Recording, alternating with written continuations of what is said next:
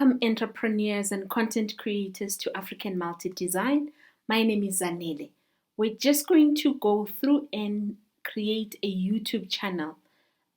Most of us are familiar with Gmail, and believe it or not, it's not a well-known common factor that YouTube is owned by Gmail, or Google rather.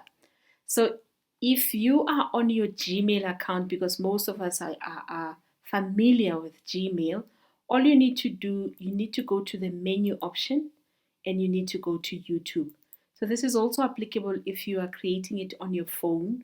You'll just need to go from your Gmail account, go to menu, and then find YouTube. Once you're there, find your icon for your name, and then you'll find that option that says create a channel. Then you are going to give your channel a name.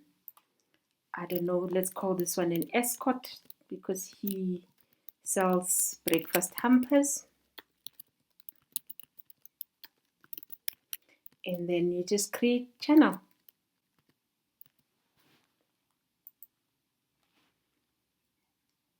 And it processes the creation of your channel. And voila, your channel is created as Escort Breakfast Hampers, which can be changed as time goes by. Then you can customize it, manage your videos, and you're now officially a creator. Thank you for joining me in this video. I'll see you next time.